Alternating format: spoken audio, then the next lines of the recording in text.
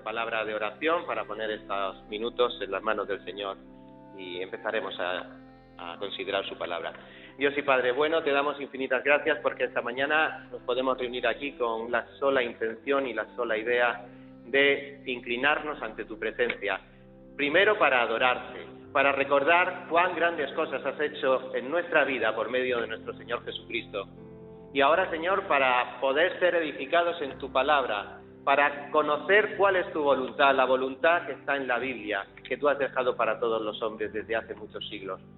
Y es una palabra que no se pasa, es una palabra siempre actual y que tiene aplicación y es de interés en todas y cada una de las vidas de los que esta mañana estamos aquí. Por eso te rogamos que tu Santo Espíritu se mueva con toda libertad y obre con poder en la vida de cada uno de los que estamos aquí, para salvación y también, Señor, para edificación y santificación. Y todo para que tu nombre sea glorificado. A ti sea la gloria. Y nos ponemos en tus manos en el nombre de Jesús. Amén.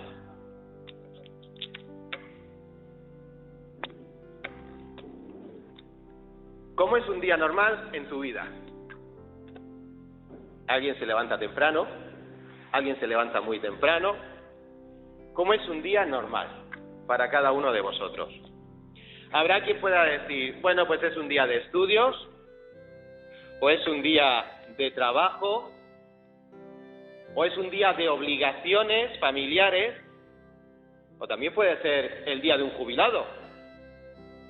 Pero seguro que todos tenemos muchas cosas que hacer a lo largo del día, y estamos muy ocupados. Incluso, fijaos, nos ponemos a pensar, podríamos estar y llenar nuestro día de hacer nada. Eso también se puede llenar un día de hacer nada. Y eso, pues, nos puede llevar a derrochar el bien más preciado que todos tenemos. Y es el tiempo de vida que se nos es concedido cada mañana. Aunque espero que ese llenar tu día de hacer nada no sea tu caso, que tengamos cosas que hacer. Por esa razón, no me gustaría haceros perder el tiempo, vuestro precioso tiempo, en esta mañana.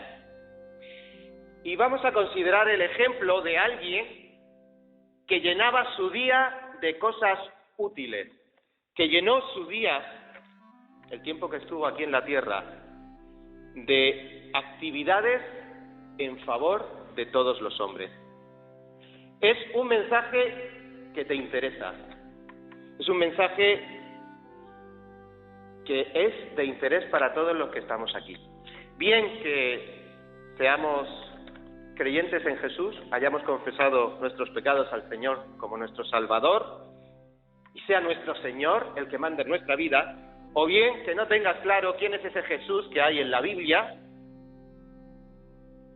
pero me gustaría que en esta mañana por lo menos a todos nos quede claro, y eso es aprovechar bien el tiempo, que nos quede claro esta verdad, que Él tiene toda la autoridad, podemos decir la autoridad con mayúsculas, que Él es la autoridad con mayúsculas, no solo en tu vida, sino en todo el universo, y que esa autoridad, o a esa autoridad, hay que hacerle caso. Este sería un buen ejemplo que nos aplicáramos esta mañana para los minutos que vamos a hacer aquí, los aprovechemos y no los perdamos.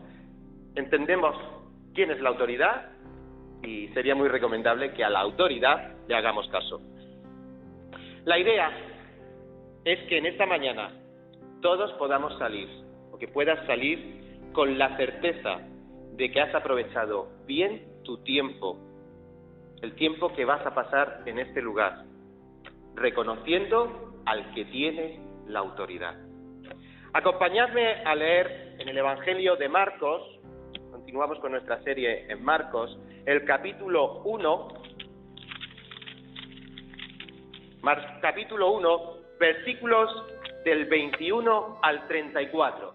Marcos capítulo 1, versículos del 21 al 34, donde vamos a considerar las pruebas que deben convencerte de que Jesús tiene toda la autoridad y debes confiar en Él.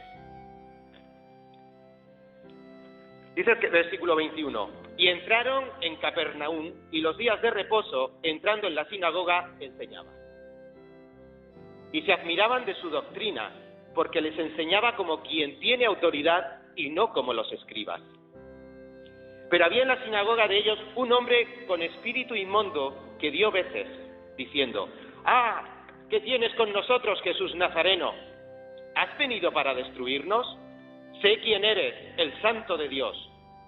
Pero Jesús le reprendió diciendo, cállate y sal de él. Y el espíritu inmundo, sacudiéndole con violencia y clamando a gran voz, salió de él. Y todos se asombraron de tal manera que discutían entre sí diciendo, ¿qué es esto? ¿Qué nueva doctrina es esta que con autoridad manda aún a los espíritus inmundos y le obedecen? Y muy pronto se difundió su fama por toda la provincia alrededor de Galilea. Y al salir de la sinagoga vinieron a casa de Simón y Andrés con Jacobo y Juan. Y la suegra de Simón estaba acostada con fiebre y enseguida le hablaron de ella. Entonces él se acercó y la tomó de la mano y la levantó. E inmediatamente la dejó la fiebre y ella les servía. Y cuando llegó la noche, luego que el sol se puso, le trajeron todos los que tenían enfermedades y a los endemoniados, y toda la ciudad se agolpó a la puerta, y sanó a muchos que estaban enfermos de diversas enfermedades, y echó fuera de muchos demonios, y no dejaba hablar a los demonios, porque le conocían. Vamos a ver esta mañana, en estos versículos, las pruebas que deben convencerte de que Jesús tiene toda la autoridad y debes confiar en él. Y en primer lugar vamos a ver ese punto que nos habla de que Jesús tiene autoridad, porque Jesús enseña con autoridad. La enseñanza de Jesús tiene autoridad. Eso lo vamos a ver en los versículos 21 y 22. Y luego veremos otro punto más amplio, que es cómo Jesús demuestra esa autoridad. Los versículos del 23 al 34. ¿Y cómo la demostró? Como vamos a ver, enseñando o mostrando su poder. Poder sobre el mal, poder sobre las enfermedades y un poder ilimitado. Pero para hacernos un poco de contexto, os tendría que decir que nosotros, en nuestro siglo XXI, aquí en Cartagena, a lo mejor no todos sabemos lo que es una sinagoga. La sinagoga es el lugar de culto que todavía hoy los judíos tienen y donde ellos se reúnen para practicar su religión. Mirad, en época del Señor Jesucristo había solo un templo, el templo de Jerusalén, pero las comunidades de judíos que se fueron repartiendo por todo el mundo, creo recordar, cada 10 varones aproximadamente, podían formar una sinagoga. Una sinagoga era un lugar donde ellos se reunían. No había sacrificio, no había prácticas como en el templo, pero era el centro local de adoración y de estudio de la ley del Señor. Ellos se reunían normalmente el sábado, eso que los judíos llaman el sábado, era el día sagrado que Dios apartó para su pueblo. Hoy nosotros tenemos el domingo como día especial para dedicarlo al Señor. Pues en aquella época, y todavía hoy, los judíos apartaban el sábado y se iban a la sinagoga. Y en la sinagoga podían oír la palabra de Dios, se leía la palabra, se explicaba la palabra, y además tenían unos ritos, como era la oración, las oraciones prescritas en la tradición. Pero además en la sinagoga no solo era un lugar de culto, donde por un lado estaban los hombres y por otro las mujeres, en la sala de reunión, era además la escuela local, donde los niños judíos podían aprender las letras. Y era el centro comunal, de manera que el gobierno local de esa población se juntaba ahí, y esos ancianos eran las autoridades civiles de la comunidad y los magistrados que cuidaban del buen comportamiento de la vida pública. Esto para meternos un poco en ese contexto. Y todavía hoy las sinagogas actuales continúan cumpliendo con la mayoría de esas funciones.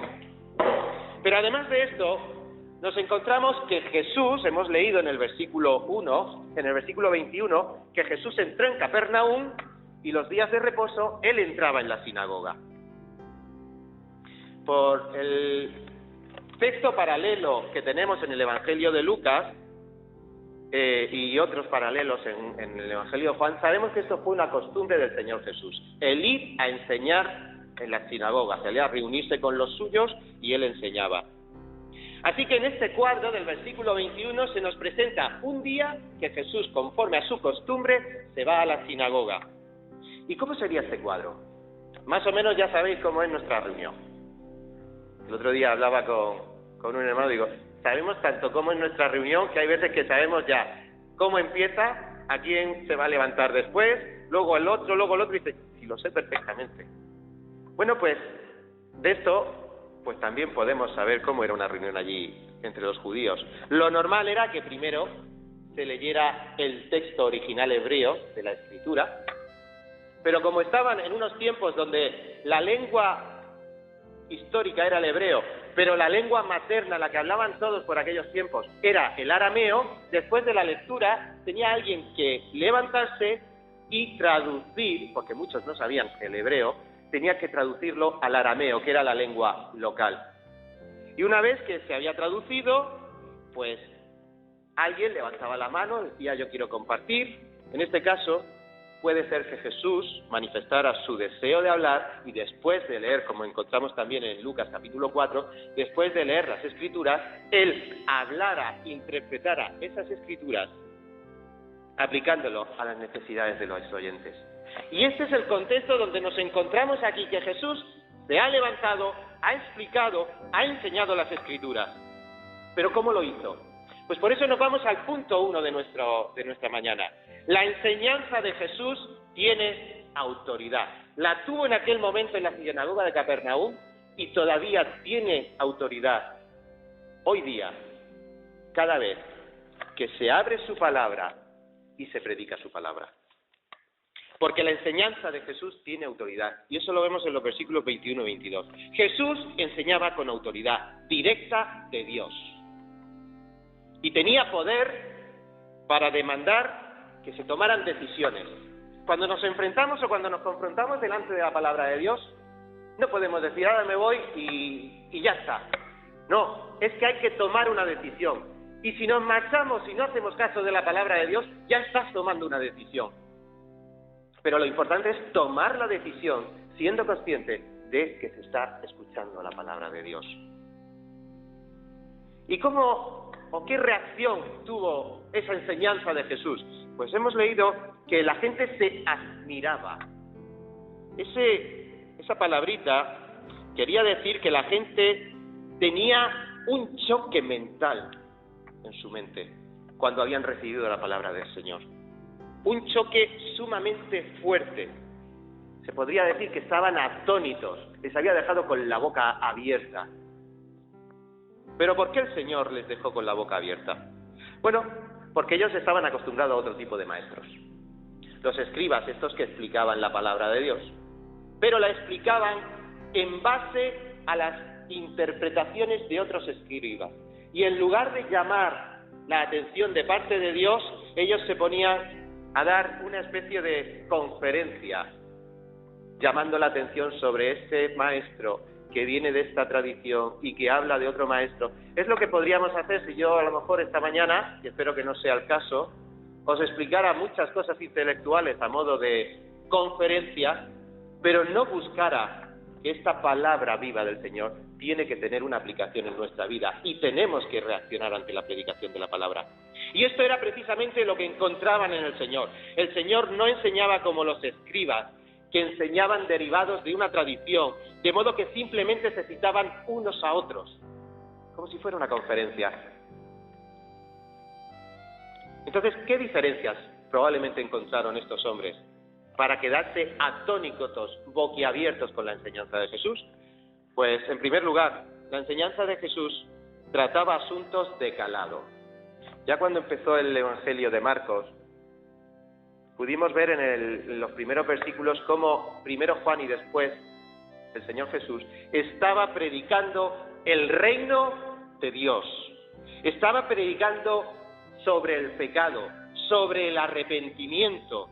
estaba predicando el Evangelio, las buenas noticias. Y esto eran cosas que interesaban, porque estaban hablando al corazón de las personas. En cambio, si nos vamos a Mateo capítulo 23, versículo 23, fijaos lo que el Señor dice que predicaban los fariseos. Mateo 23, 23. ¡Ay de vosotros, escribas y fariseos, hipócritas! Porque diezmáis la menta y el eneldo y el comino, y dejáis lo más importante de la ley, la justicia, la misericordia y la fe. Esto era necesario hacer sin dejar de hacer lo otro. ¿Qué estaba diciendo aquí el Señor? Que se paraban en los detalles, en las minucias, en pesar el azafrán. Pero realmente lo que Dios quería, aparte de que tuvieran obediencia absoluta a los detalles más ínfimos de su palabra, Él lo que quería es que primero se dieran cuenta que hay cosas tan importantes como la justicia de Dios, que no va a pasar por alto. La misericordia que Dios muestra para con los hombres. Y la fe en el Hijo de Dios. Así que estos hombres decían, qué diferencia más grande entre lo que dice este hombre y lo que nos enseñan los fariseos. Además había otra diferencia, como era que Jesús mostraba amor cuando en cambio los fariseos carecían de ello. Y nos vamos a Marcos, capítulo 12 y versículo 40. En Marcos capítulo 12, versículo 40 dice la palabra del Señor, hablando también de los fariseos, que estos fariseos devoran las casas de las viudas y por pretexto hacen largas oraciones. Devorar la casa de una viuda en aquella época era tremendo, porque la viuda se quedaba sin seguridad social y sin pensión de viudedad. Y que estos hombres, por el pretexto de la religión, de hacer largas oraciones por ellas, las dejaran en la calle, demostraba que no tenían amor para las personas con las que estaban administrando esa religión o esa fe que pretendían tener ellos. En tercer lugar, la enseñanza de Jesús era didáctica. El Señor Jesús, si os leéis los evangelios, vemos cómo va utilizando ilustraciones para hacer entendible lo que él predicaba. Por ejemplo, cuando habla de que hay que ser como niños, como es un niño completamente confiado en su padre, no desconfía de su padre porque su padre no le va a hacer daño. Una ilustración de cómo tenía que ser la relación de los creyentes con Dios. O la luz que en las tinieblas resplandece, y uno enseguida se da cuenta de que ahí tiene que haber un contraste entre el pecado y la santidad. O utilizaba también parábolas, como la del sembrador, como la de la semilla de la mostaza, como la viña, parábolas para hacer entendible cosas espirituales por medio de sucesos naturales, que todo el mundo estaba familiarizado con ellos. La palabra que predicaba el Señor se entendía.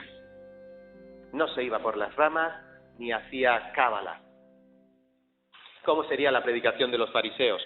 Pues yo creo que seguramente con frecuencia tuvo que ser bastante aburrida. Pero sobre todo, la palabra del Señor, lo que Jesús hablaba y demostraba que tenía autoridad, era porque hablaba con la autoridad de Dios. Y eso los fariseos no lo hacían. Vámonos a Juan capítulo 8, versículo 26. Juan capítulo 8, versículo 26. Dice la palabra de Dios: muchas cosas tengo que decir, habla Jesús a sus discípulos, y juzgar de vosotros, pero el que me envió es verdadero, y yo lo que he oído de él, esto hablo al mundo. El que me envió es verdadero. ¿De quién estaba hablando? De Dios, del Padre. Y lo que él había oído de Dios es lo que estaba transmitiendo en aquel día, en aquel momento en la sinagoga. Y esto es lo que pretendemos hacer cada vez que abrimos desde el púlpito la palabra de Dios, o cada vez que un hermano está hablando de Dios a otra persona.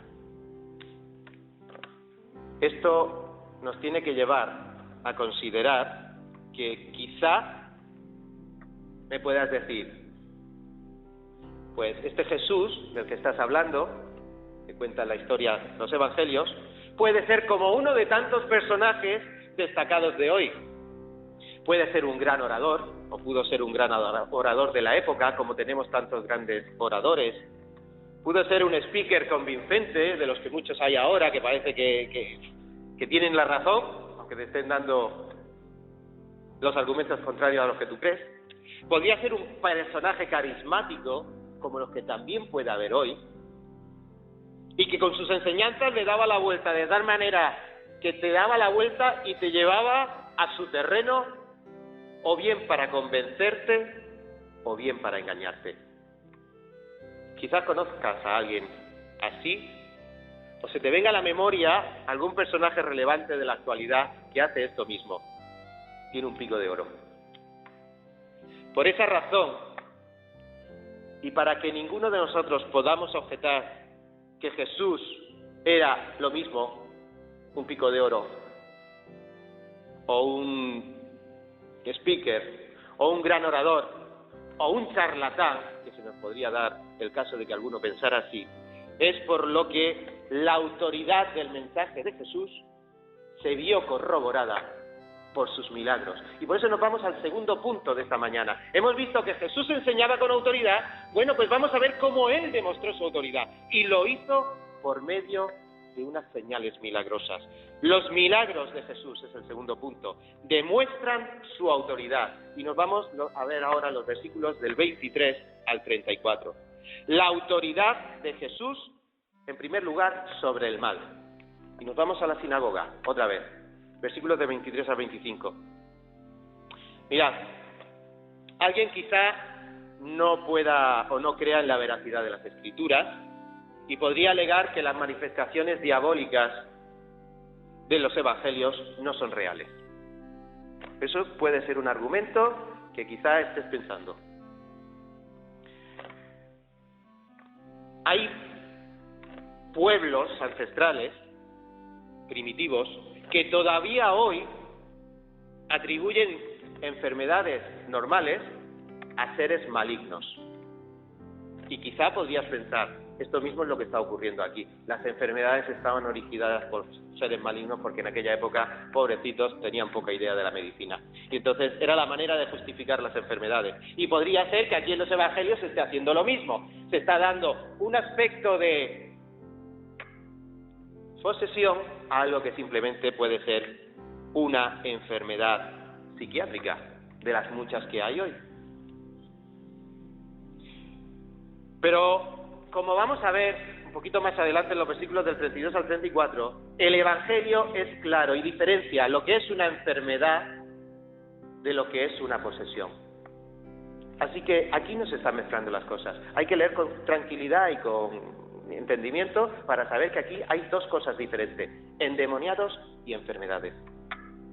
El hecho es que el término posesión demoníaca describe una condición de un ser distinto y maligno, ajeno a la persona poseída, que toma el control de esa persona completamente. Por eso en Marcos le denomina espíritu inmundo, y si nos vamos al pasaje paralelo de Lucas, le dice que se trataba de un espíritu de un demonio inmundo. ¿Y esto a mí qué? Pues cabría preguntarnos en esta mañana, ¿hay posesiones diabólicas hoy? Os voy a tranquilizar, no me voy a meter en ese jardín, porque no es el momento de considerarlo en detalle. Baste decir que en este asunto, hoy día, hay una confusión y un engaño tremendo. Porque se confunde los espectáculos mentirosos de algunos que dicen que hacen esas cosas con la superstición de muchos que también creen en esas cosas. O también se confunden enfermedades mentales con una invasión real de la persona por un espíritu maligno. E incluso podríamos confundir, y se confunde de hecho, la influencia demoníaca que tiene todo pecador, que está influenciado por el pecado que es obra de Satanás, con una auténtica posesión demoníaca de ese espíritu maligno que entra en la persona y toma el control de ella completamente.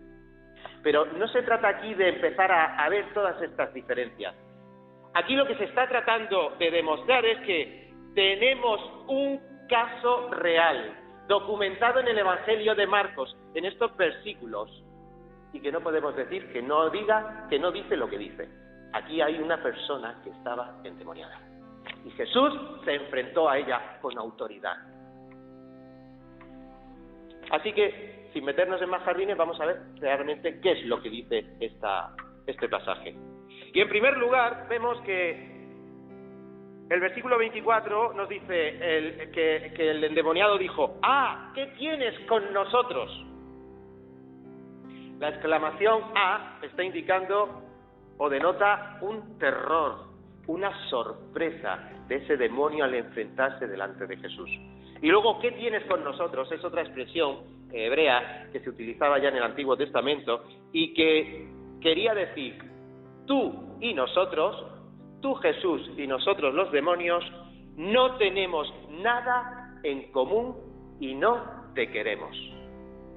Eso es lo que estaba manifestando ese demonio por medio de las cuerdas vocales de la persona que estaba endemoniada. ¿Qué podrás tú desear con nosotros? Tú por allí, nosotros por acá. Eso es lo que estaba intentando. Y acto seguido les dice: ¿has venido a destruirnos? Ahí estamos viendo cómo hay un antagonista que sabe perfectamente cuál va a ser su fin. Hermanos, amigos, los demonios que existen de verdad saben y son conscientes que su poder es temporal. Su poder es temporal. Y reconocen perfectamente en Jesús la simiente que habrá de derrotar y que habría de derrotar al diablo y a sus huestes y vencer los daños que causaron el pecado sobre la humanidad. En consecuencia, este demonio se pregunta si aquel que había venido a buscar y a salvar a los perdidos es que a unos los iba a salvar y a ellos ya directamente se los iba a destruir. Como nos recuerda en Mateo, hay un pasaje en Mateo que nos dice que precisamente que ellos pensaron no solo que había venido para juzgarlos, sino también ya para destruirlos. El libro de Apocalipsis es muy claro en esto. El final de las huestes del diablo y del diablo mismo es lanzarlos al abismo y a la mazmorra donde estarán por la eternidad presos. El diablo en ese momento era consciente perfectamente de lo que tenía delante, la autoridad de Jesús que podía hacer eso en ese mismo momento, pero en ese momento el Señor estaba haciendo otra cosa. Y además, el diablo que está dentro, o el demonio que está dentro de esa persona, llega no solo a ver la autoridad del Señor y a confrontarlo, sino que le hizo: sé quién eres, el Santo de Dios. Mirad, el demonio sabe perfectamente quién es Jesús. Lo sabe mejor que nosotros. Porque Él lo sabe. Y manifestando de alguna manera que ese Jesús era el Santo de Dios, y al manifestarlo de una manera pública, podía llevar a la confusión a aquellos que le estaban escuchando, como luego pasó en Mateo, más adelante en el capítulo 12, que los fariseos decían: este Jesús tiene o hace sus obras por causa del demonio, por Belcebú, y el Señor les tuvo que decir: no lo hago por Belcebú, porque no lo hago por Dios. Las cosas que hago las hago en el nombre de Dios. Y el Señor les tiene que decir: cállate. Jesús reprendió. ¿Es posible que tú tengas menos conciencia que el demonio, que Jesús es Jesús y que el demonio es el demonio? Seguro. Por eso estamos aquí, para abrir su palabra y no perder nuestro tiempo en cosas que no interesan, pero esto es de vital importancia. Y lo más importante es que Jesús mostró su autoridad sobre ese endemoniado y le dijo: cállate y sal de él. Mirad, el demonio no tiene nada que hacer contra la orden de Jesús.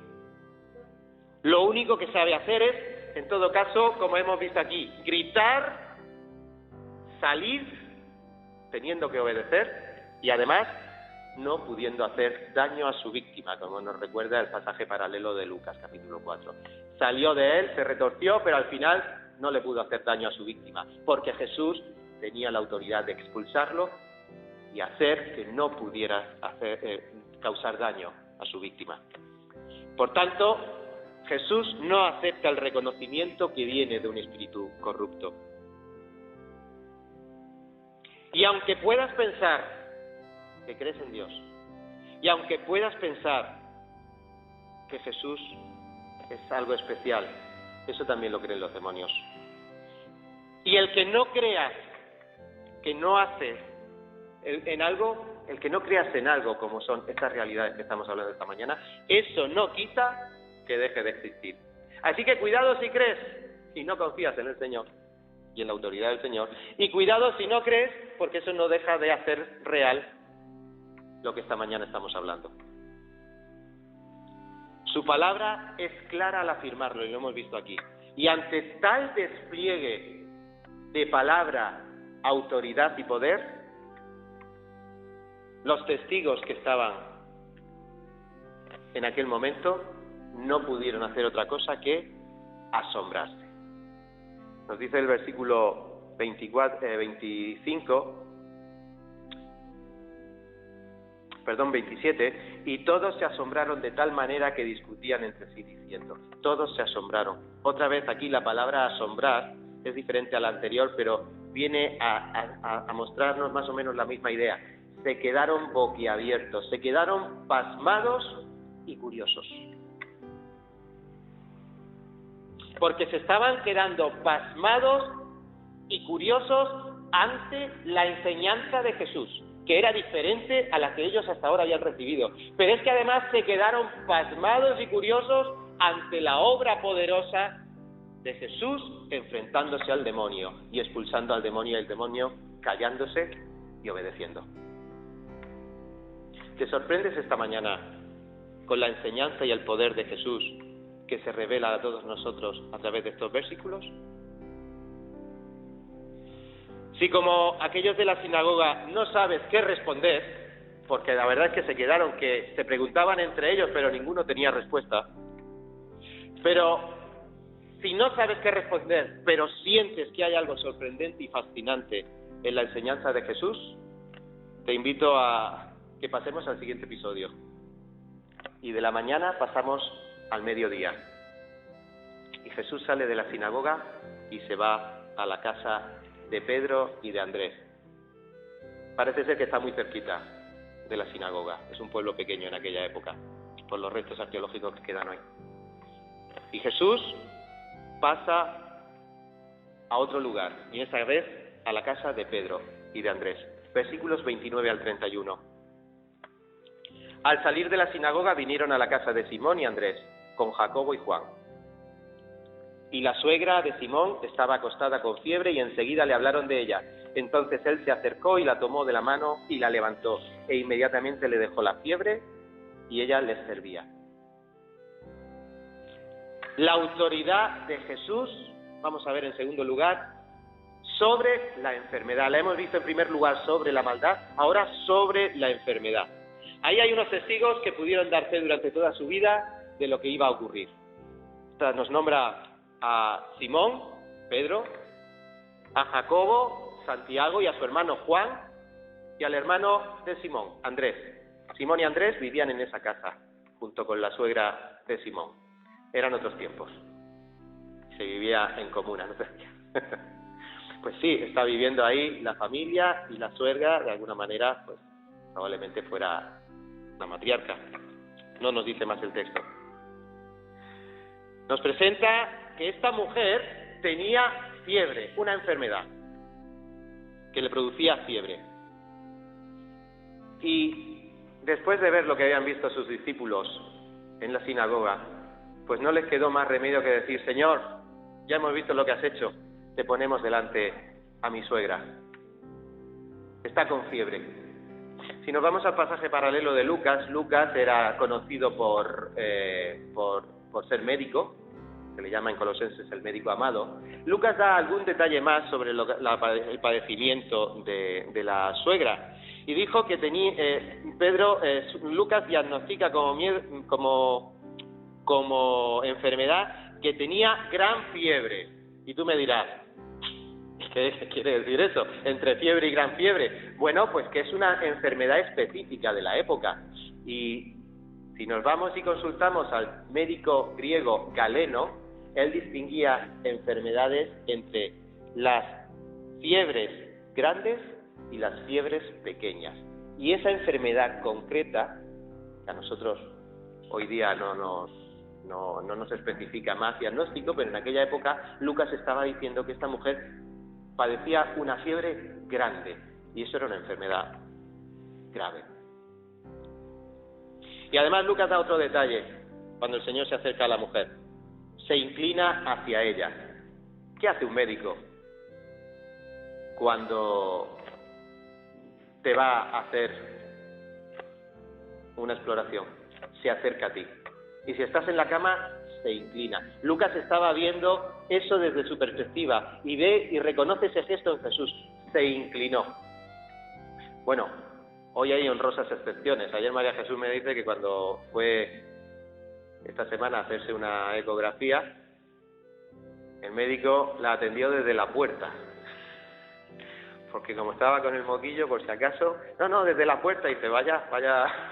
Pero no, el médico amado no tenía miedo a la enfermedad y se inclinó a la mujer. Mandó a la fiebre que la dejara. Y otra vez Lucas nos dice, reprendió a la fiebre, regañó a la fiebre. Es decir, que aquí se habla a la fiebre, Jesús le habla como había hablado al demonio. Y como en otros pasajes va a hablar a la tormenta para que se haga la calma, a los vientos y a las tempestades impetuosas. En el original se usa el mismo verbo para todos estos eventos. El Señor reprendió a la fiebre, reprendió o riñó al demonio, reprendió al viento y se hizo la calma, a las tempestades de las olas en el mar de Galilea. ¿Qué nos dice esto?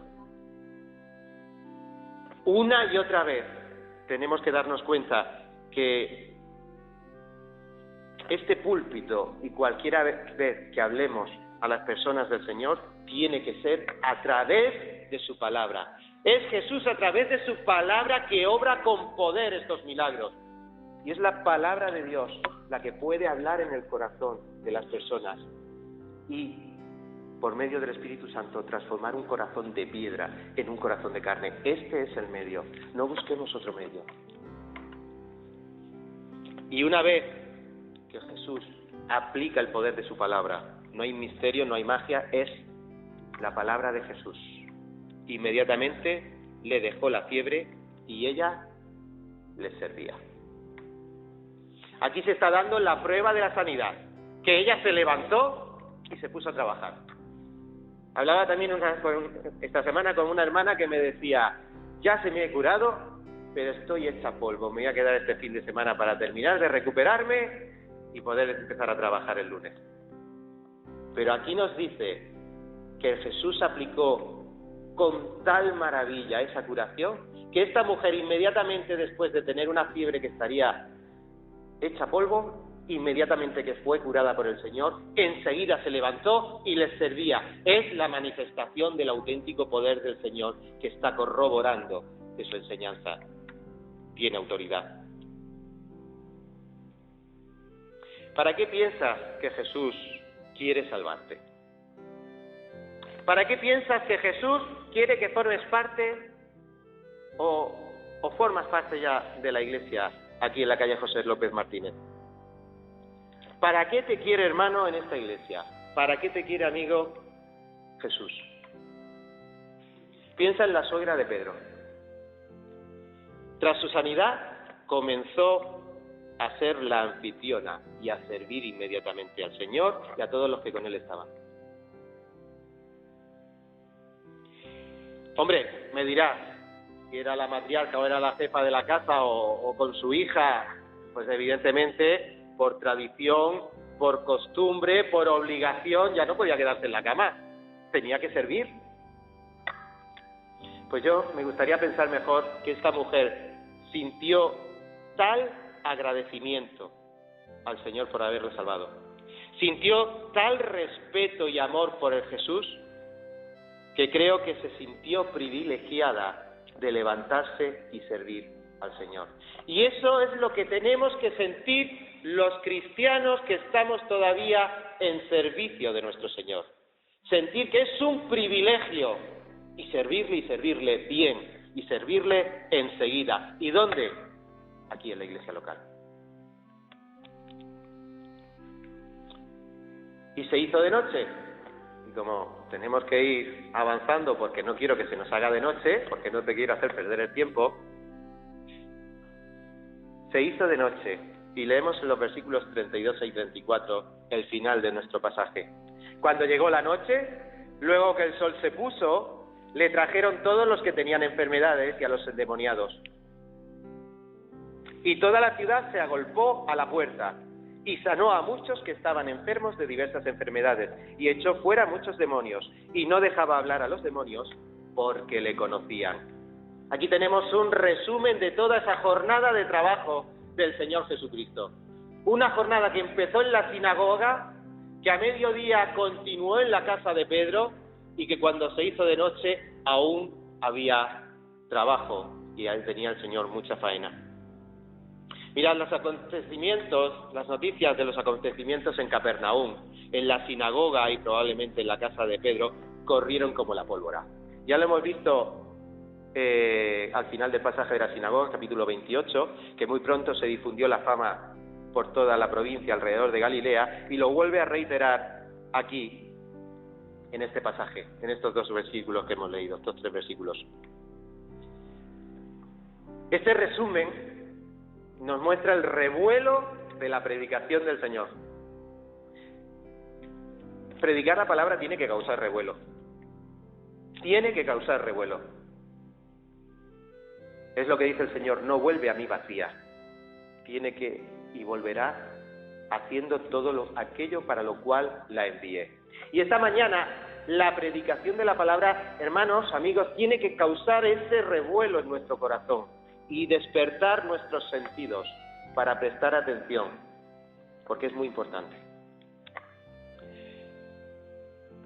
La referencia cuando llegó la noche y se puso el sol es que tenemos que recordar que estábamos en sábado, y las leyes de Éxodo y aún las tradiciones de los fariseos y de los escribas decían, Éxodo no lo vamos a leer por el tiempo, Éxodo 20:10 decía que el día de reposo no se podía cargar nada ni acarrear nada. Y aquí nos está diciendo que fue cuando llegó la noche, luego que se puso el sol, es decir, para nosotros en el siglo XXI, cuando pasó el sábado sagrado, entonces muchos cargaron a sus enfermos y los llevaron a Jesús.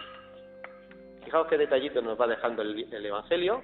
Bueno, pues esta fue la razón por la que toda la multitud que no había podido ir durante todo el día fue a esa hora cargando a sus enfermos. Pensemos en la situación física de Jesús y de sus discípulos. ¿Estarían cansados? Yo me hago una idea de cuando acabo el día, como cuando lo acabáis vosotros, y me imagino que llegáis cansadicos.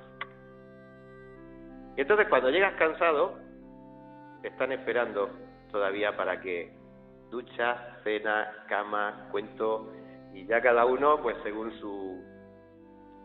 sus circunstancias.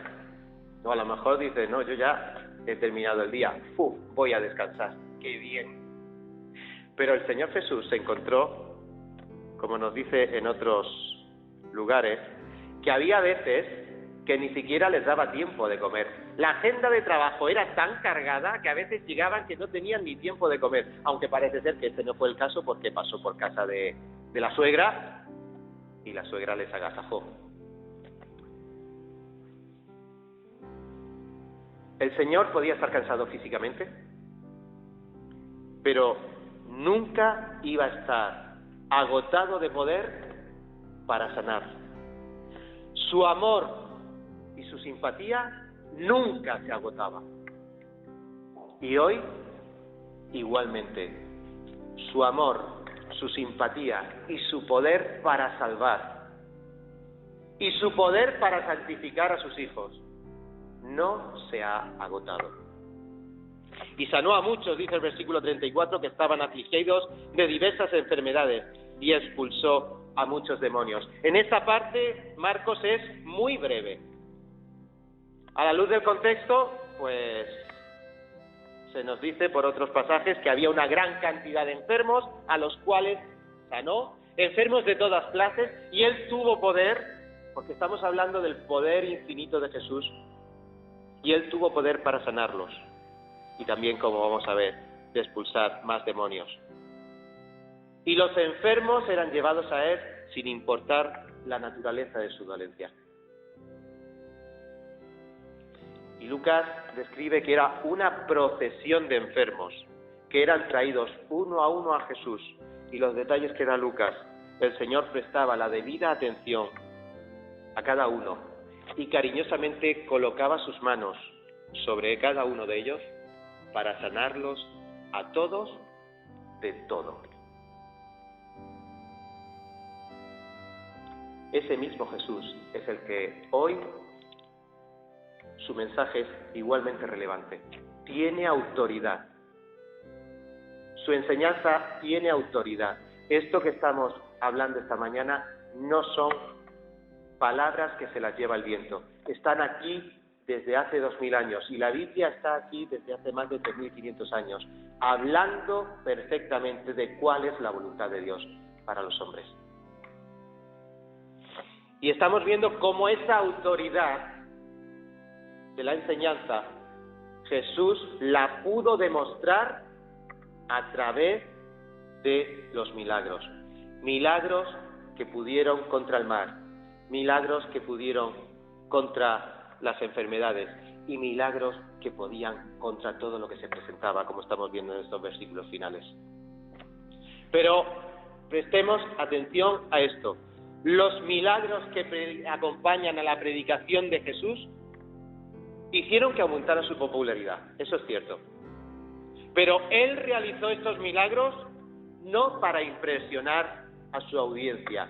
Aquí no estamos para impresionar a nadie. Jesús no está diciendo, tráeme aquí todas tus dolencias y todo, que yo te voy a impresionar, quitándotelo todo. Aquí lo que estaba haciendo Jesucristo era realizar estos milagros no para impresionar con su poder, sino para autentificar con su poder que lo que él decía era cierto.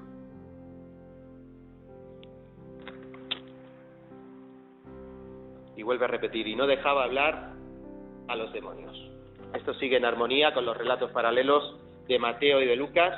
Marcos declara que expulsó a más demonios, y Mateo añade que lo hacía con su palabra. Aquí tenemos otra vez el kit de la cuestión. Aquí no está para que nosotros nos quedemos sin saber qué hacer. Claro que debemos saber qué hacer. Atender a la palabra, porque la palabra de Jesucristo era la que expulsaba a los demonios. La palabra de Jesucristo era la que sanaba a los enfermos. Y la palabra de Jesucristo es la que sana el corazón herido, el corazón contrito y humillado, entristecido y humillado, avergonzado y humillado, como decía Domingo esta mañana. La palabra de Jesús echó fuera a los demonios. ¿Conoces a alguien de esa clase de personas que le gusta tener siempre la última palabra en cualquier discusión o en cualquier conversación? ¿La conoces? Lleve o no lleve razón, tiene siempre que decir la última palabra. Y eso, me imagino que a ti como a mí, nos exaspera, nos desespera. Hay que ver que siempre tiene que decir lo último. Pues, si a ti te molesta, a mí también, espero que no seas de esas personas que en esta mañana hagas lo mismo con Dios. Que escuchas su palabra, que la meditas pero tienes que decir sí, pero, o no, porque. Que sea tu última palabra la que se queda. Más bien espero que escuches su palabra, hayas escuchado su palabra, la medites y no te apresures a dar o emitir un juicio. Permite que sea la enseñanza de Jesucristo la que tenga la última palabra en ti. Y en todo caso, si no puedes remediar el decir la última palabra, que tu última palabra, o que nuestra última palabra sea sí, amén. Amén a lo que dice el Señor Jesús por su palabra. Nuestros días están llenos de actividad, ¿verdad? Y no tenemos tiempo para muchas cosas de las que nos gustaría hacer. Pero con tu tiempo, con nuestro tiempo, deberíamos hacer no lo que nos venga en gana, porque es un regalo de Dios. Y Dios ha delegado toda autoridad en su Hijo.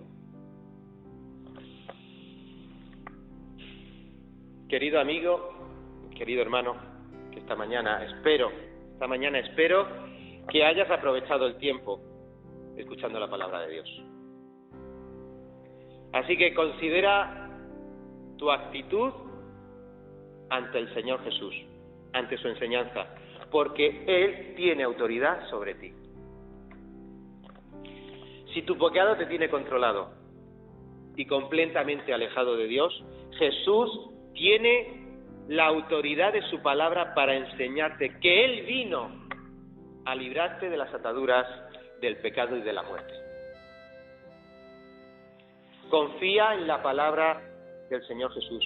Confiesa con arrepentimiento tus pecados y tu necesidad de liberación, tal y como hizo Jesús con el endemoniado, para que la influencia del pecado, la influencia del diablo, sea desechada y el padre de mentira no tenga más control sobre tu vida. Y hermanos, si quizás estás postrado en la cama, ya sea una enfermedad física o una enfermedad del alma, y esto te impide servirle tal como deberías hacerlo, y eres enseñado por la palabra, porque lo somos todos, enseñados por la palabra, que tenemos que ser santos y obedientes, hoy, otra vez el Señor Jesús se acerca, extiende su mano, se inclina con misericordia y cariño para restaurar la vida, esa vida de cristiano que tantas veces llevamos a rastras. Y Él, con misericordia y cariño, con la misma misericordia y cariño que tuvo con la suegra de Pedro, extenderá su mano y podremos levantarnos y volveremos a servirle enseguida. Esa es la voluntad del Señor que quiere para cada uno de los miembros de su iglesia.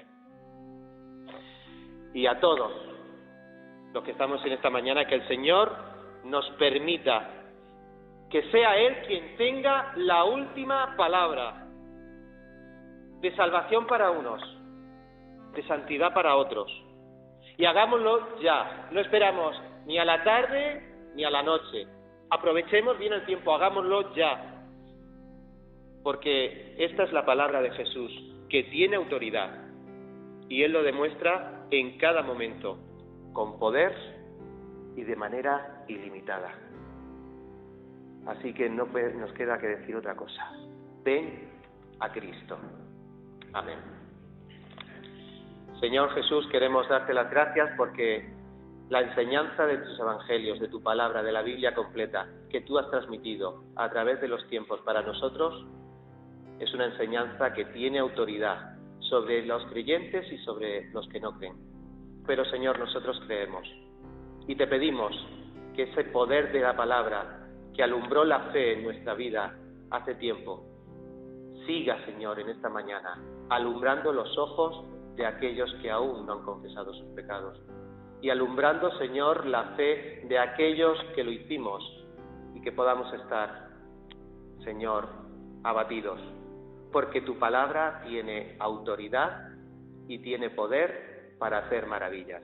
El milagro de la salvación y el milagro continuo de la edificación de los creyentes en tu iglesia. Te lo suplicamos, Señor, porque eres tú el único que puede hacerlo. Y es obra de tu Santo Espíritu el que dé fruto según tu voluntad en cada uno de nosotros. Pero nosotros lo dejamos aquí y suplicamos que sea tu Santo Espíritu el que ahora lleve a cada uno de nosotros con paz y con la semilla de tu palabra en el corazón, para que germine, brote y cumpla el propósito para lo cual tú lo has enviado. Bendito sea tu nombre, Señor, en el nombre de nuestro Señor Jesucristo. Amén.